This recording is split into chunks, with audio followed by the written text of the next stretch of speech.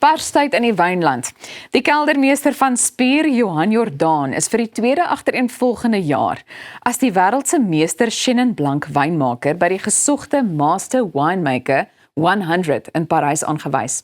En Johan sluit nou aanlyn by ons aan. Johan, baie welkom. Goeiemôre, good morning. Molo, so bona. Daar sy. Luister, die gesondheid wil ek eintlik van my kant af sê, maar 2 agtereenvolgende jare, hoe voel dit om weer as die wêreld se beste Chenin Blanc wynmaker aangewys te word?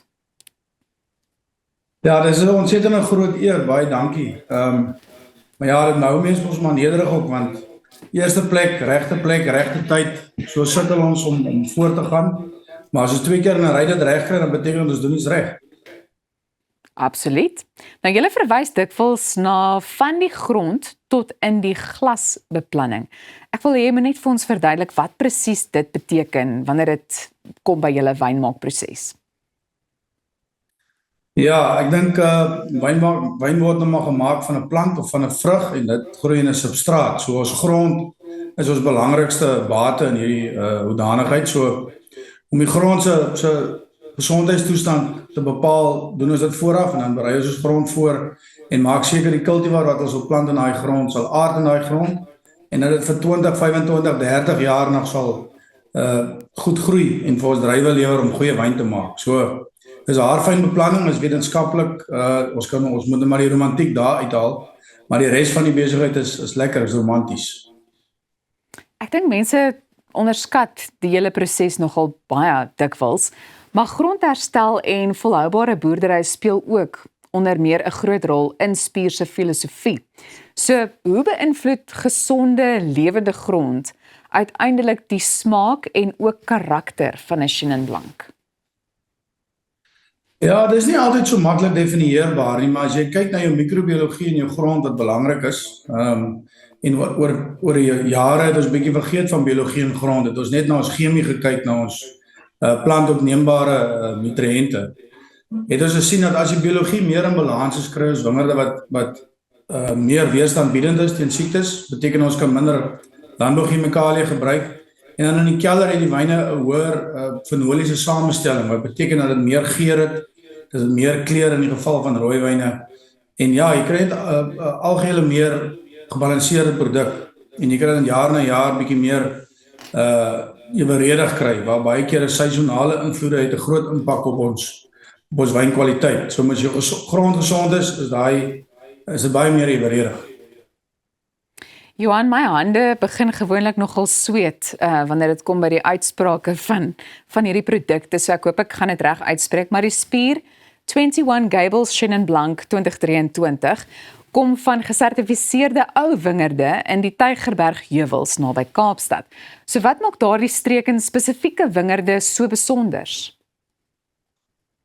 Dit is nou, ons gaan maar weer terug na die grond toe. So nie alle ou wingerde wat vandag geplant is, kan regtig uitnemende wyne maak jaar na jaar nie. So as jy lekker hoë kleipersentasie in jou grond het en jy het skalieagtige gronde en die wingerd is in 1982 geplant, dan is dit die rede hoekom dit nog vandag daar staan en so uitnemende wyn maak. So daar is net 106 hektaar Chenin Blanc in die hele Kaapstad streek wat nou Tygerberg, Durbanville en Constantia insluit.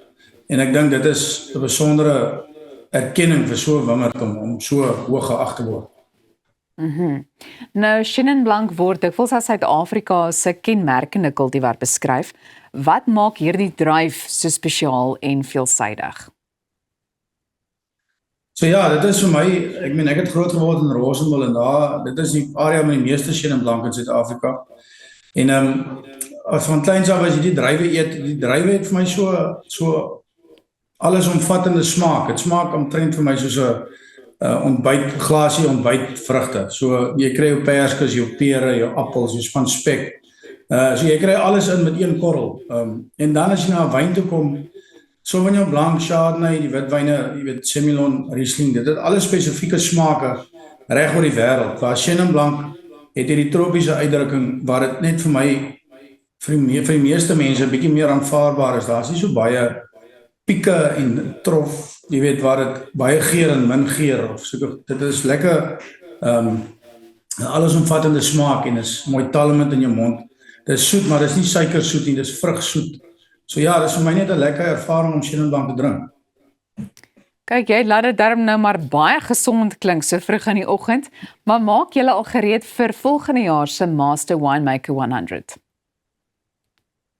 Man, ons maak ons nou maar altyd gereed vir erkenning iewers in die pad af. So ons is nou al besig met Pars. Ons is nou ver meer as halfpad.